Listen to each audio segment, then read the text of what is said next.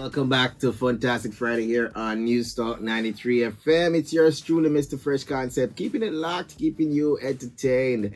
Hope you guys been having a great week so far. Big up to everybody that's got it locked in, true man. Addicted Lodge of yourself. I've seen a couple other names. I'm not able to pick up the names from here, but yeah, big up to you. Welcome. Remember to share your views on the topic. All right, so go ahead and share your views on the comment section. Drop your views right there. Send your views via WhatsApp 876-792-3530. Are the dress codes in our schools too strict? So far in the first segment of this, we looked at 10 of the common dress code requirements that would, follow most of the schools across Jamaica as it relates to the uniform, length, color, style, hair as well, belts, grooming, what is prohibited, no flashy hairstyle, no eyebrow cut design and all these things, patterns in your hair. Some of these are pretty much standard from quite some time. Not much has really changed in a sense, other than to add more items, such as now where they are seeing a trend as it relates to the edges. Most of it is around, general cleanliness and neatness. And they would not allow things that would be a distraction, flashy jewelry and accessories. They often try to keep it as minimalistic as possible. That's usually the key reason for dress codes. However, we looked at points that supports where we see a couple of parents or several parents are in support of the dress codes. They're saying, listen me, this is something that maintains order. This is something that prepares them for the future, and this is something that allows for equality. So everybody is pretty much in the same style uniform. Nobody has to watch out for this person that has 7 different colors or is trying to outdo anybody. And it minimalizes, the distraction and external pressures, such as, you got to wear brand this and brand that. Uniform kind of helps to maintain that. We also looked at parents who are not in support. Some are saying that, listen, it's an overreach. It's loss of autonomy on some of the students' part. Students usually use these to express themselves. Others may say it's disproportionate, where it mostly affects girls, especially students of a certain particular hair, students probably of a particular financial background are not able to afford certain styles that are limited. I don't know. As I say, I'm not so familiar with the girl hairstyles as yet when it comes to the costing for school hair. You know what I say? The plaits, Kinro, I know, those. I know that usually most schools are no braids. For the fact that students will take them and bring them to the back of them foot, like the heel. As I said, most of these rules or guidelines have been implemented to maintain a bit of order, because we know students, as them say the expression, you give them an inch, them take a mile. You tell them, say you can wear braids, when they look, you see pink, orange, blue, all sorts of different colors, and it's going to become distracting. While they've tried that at summer school, we know that, it's a bit more hectic to continue throughout the school year. And summer school usually have shorter school hours and are usually more fun-based in an interactive way. So unless we're going to keep summer school year round, I don't know. But those are some of the issues that have been brought up so far. So we continue with the discussion. You can share your views on the live. Large up to, that's Nikki, Eldon. I'm seeing some more names jumping in as well. Big up to you. And share your views. Are our schools, or the dress code in our schools, too strict? We continue with the parents who are against. They say that it's, as I said, an overreach. They say that it's, some sort of a discrimination against a certain set of students. They're also saying that the punitive consequences are, basically hindering certain students as it relates to their access of education. So therefore, the punishments that have been assigned are excessive. So there are cases where students are locked out of school. They cannot enter the school premises, or they are denied entrance for dress code violations. Missing buttons, incorrect belt buckles, hairstyle or the hair length is not allowed, even wearing edges, as we mentioned. These punishments can interfere with education, causing them to miss school, miss class time, can embarrass students, and may deepen tension between students and school authorities. Critics argue that such punishment is disproportionate to the offense and undermines the educational mission that every child must learn. All right, now I understand that I too agree with this point. You can let me know if you agree as well. The area of not allowing the child to come to an entire class, because they, probably wore the wrong shoes or whatever. I mean, I understand that some of these children are definitely aware of the rules, and the parents are definitely aware of the rules, but somehow still find a way to go around it and send their child to school. I think there could be a punishment where the child stays in class, but if it's, for example, a uniform issue, you give them a big gown for wear, and the child have to wear that gown around the school for the day. I think these things will teach them that, okay, all right, you want to stand out, we're going to stand out neatly. You know what I'm saying? And in accordance with the dress code. And that will allow them to, know that, all right, I don't need the big gown tomorrow. I'm going to wear what's required. And you don't miss class. You're going to be in class. And, that way you can still learn. But you know that next time to wear the proper uniform. If it's a hair issue, I don't know. You might have a proper hat or something, a tam, that the school will give them. I don't know. And they are just asked to wear this throughout the day and return it to whoever at the end of the day, and they go home. Since they want to stand out on school campus, but they're going to stand out neatly and uniformly. So whatever gown will have the school colors, and I think these will be more suitable options, allowing them to still learn, rather than keep them out of the gate or, send them home where they miss a day of school and they are forced to, probably start, I guess, retaliating against school authorities. I'm not like me, no go on all these things, right? So I think we can come up with more ingenuitive ways to, allow students to learn from, the violations that they made to the dress code, while still allowing them to attend classes, whether at the back of the class in a gown, or, somehow, some way, not miss the classes for that day. All right. And number 4, other set of parents are arguing that this kind of strict dress code regulation puts the children at risk of suppressing self-expression. All right. Now, rules that ban certain hairstyle, hair colors, or styling practices may suppress students' cultural expression or individuality. Now, given that appearance is often part of personal identity, enforcing conformity may damage self-esteem, sense of belonging, or cultural pride. All right. Now, I think in the case of dress codes where they do intend to infringe on persons' right to self-expression or cultural expression, I think most schools have looked into addressing that, especially in the case where they would have probably banned locks in the past. Most schools have understood that this is usually linked to cultural practice or religious practice, and dreads can be neatly kept and follow the guidelines still for the school's regulations. So I think we're more covering these areas now, but I think the one that stands out right now is the consequences that these students face, where they're gonna be left outside of school. They're not gonna be allowed inside, so they're gonna miss a day of school, and they're gonna be spending that day whether at home idling or on the road idling. I'm not in agreement with that part, so let's do something about that. So people, we've looked at both sides of the scale. Which side are you more leaning towards? Are these rules and regulations, the dress codes in our schools, too strict, or are they just what we need to maintain or to improve our educational standpoint? Now, here's a point that I would like to add, and I really find it, I would say, very interesting.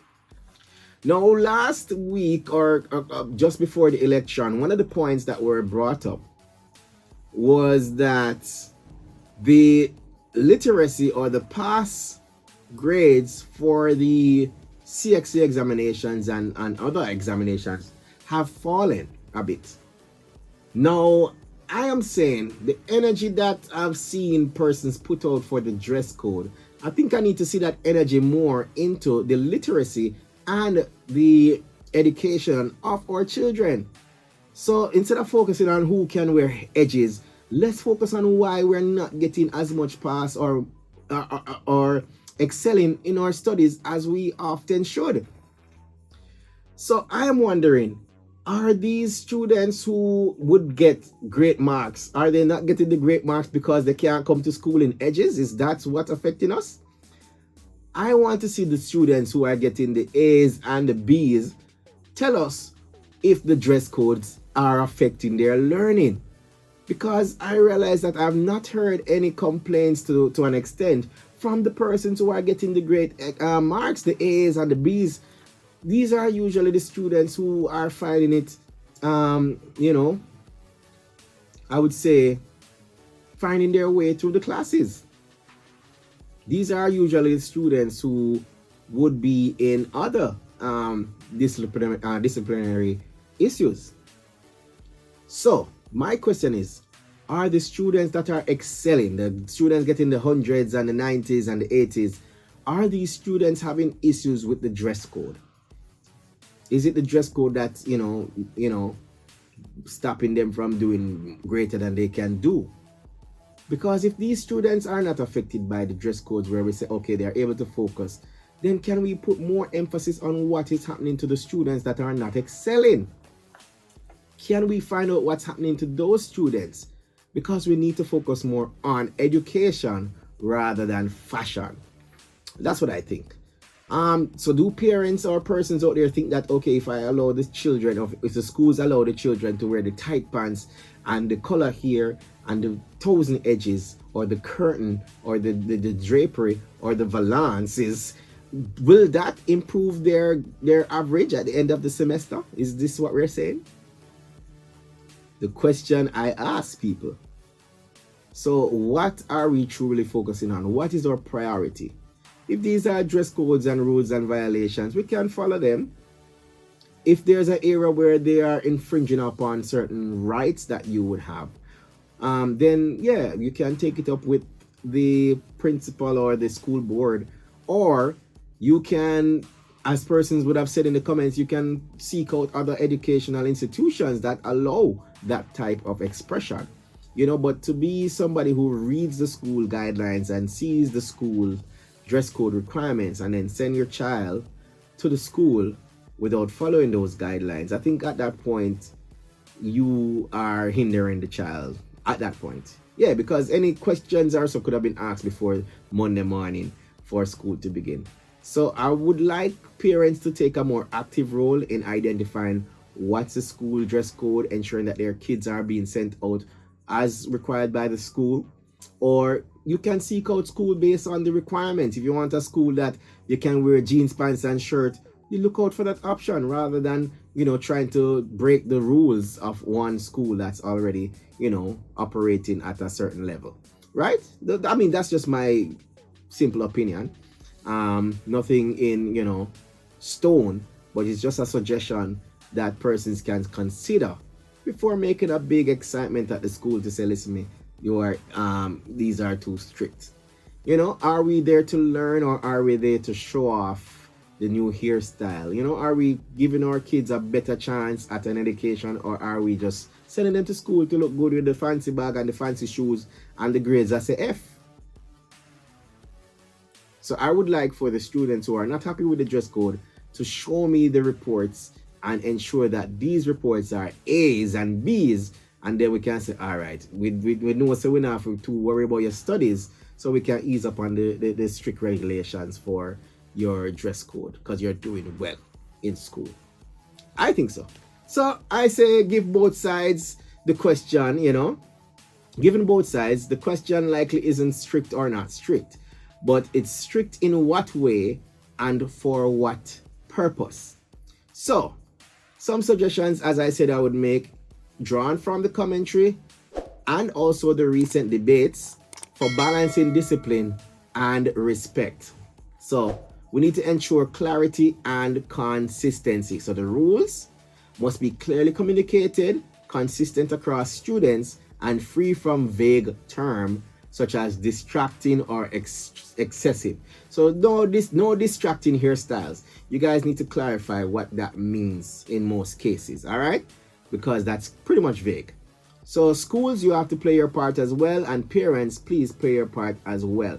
So students, parents, teachers need to know what is expected in advance. So whether it's orientation, whether it's summer school, get into the school, parents, find out what is the requirement, what's the dress code, so that you are well prepared for September morning, and there's not any much surprise to take you once your child is there. All right, so a second thing I would suggest is ensure that the rules and guidelines are proportionally enforced. Now, rather than excluding students from learning for minor infractions, such as a small detail on the uniform or hair or button missing, alternative sanctions or remediation might be better. So locking students out is seen by many as too extreme, and I agree with that. I mean, you wear the wrong color shoes. No worry, man. We have one big shoes to type on your foot. Yeah. So that way you can still get to class, look neat, and you learn. And next time you'll know the proper shoes to wear. I think we can find less, excessive ways of punishing students so that they're more focused on getting it right next time rather than missing an entire day of school. Cultural sensitivity should be taken into consideration as well. So the dress grooming policies should recognize differences in hair types, cultural grooming practices, even economic disparities that allow affect how easily families can comply. So banning edges may overlook that for many students. Edges are a part of everyday hair care and style. Now the thing with edges though, I think they can be, I would say, brushed back for most cases. I mean, that's usually the trend from before. But once again, it's the excessiveness that usually draws the attention. Some are all the way down covering the eye. How you going to learn and you can't see out of your eye? You know what I'm saying? So we can look at other options, but we need to ensure that everything is balanced across the board. Also, in the future, we can consider student participation. So including students in policy making, giving them a voice and allowing them to give you feedback. This may lead to more accepted and effective rules. This also helps to avoid policies that feel arbitrary or heavy-handed.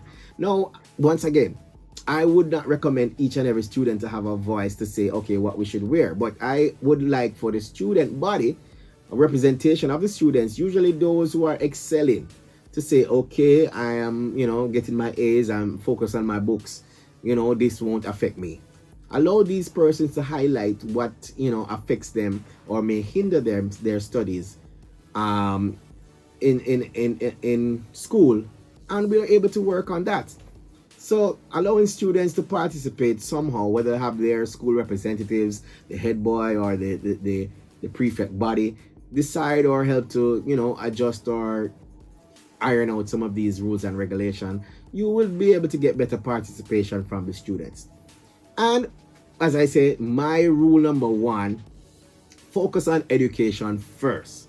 So the ultimate goal is learning. It's not to dress up and look pretty and be a fashion model, right? If dress codes or their enforcement starts to impeding access to learning or causes absences or shifts the focus from academic achievement to appearance policing, then the rules may need rethinking. All right, so once we are making these rules to ensure for a smoother educational process, then we're all for it. Once they're not allowing students to miss out on class consistently, then that's a problem when these rules start to affect the students and how they attend school. So in summary, people, we close off. Many of the recent school dress code policies have been deemed as very strict. Some would argue excessively so, while others might say they are a perfect fit. Now, order and discipline and standards, these standards, and let me just start that over for you.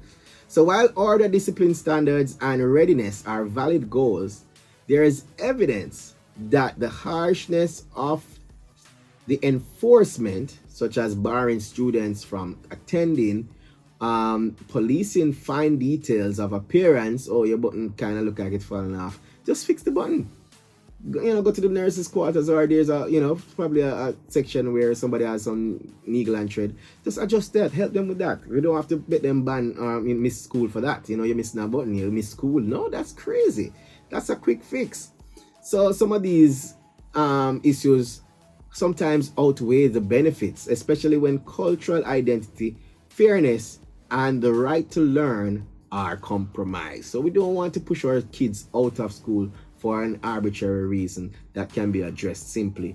We want to ensure that we're focusing on education first. When considering if these dress codes are too strict, depends heavily on how they are written, how they are enforced, and whether they respect students' dignity and diversity. So the best path seems to be one that allows for standardization and discipline, but tempers this with compassion, inclusion and proportion. So we want to be strict, we want to ensure a level of discipline, but we want to consider our students' peace of mind. We can't just keep them cooped up into one strict style and it's a robot situation. We know how that affects creativity, so we don't want to limit creativity so much. However, we want to ensure that it's a safe and level playing field for those who are learning, and those who are interested in focusing on their education, and those who are interested in fashion. You can take up an extra curricular activity, take up an evening course, and get your fashion on after school. But you don't need to be the fashion star during school hours and distracting others from learning. Those are my 2 cents, people. As I said, those who are excelling at school with the high grades and well-rounded students, these are the students that should be representing the others to say, listen, me, the dress code, I'm following the dress code, I'm getting my high grades, it's working. Don't let it affect you, focus on your book. And that's what we want. We want to get students who are excelling at their studies. So let's consider these suggestions, and that's it for Talk the Ting.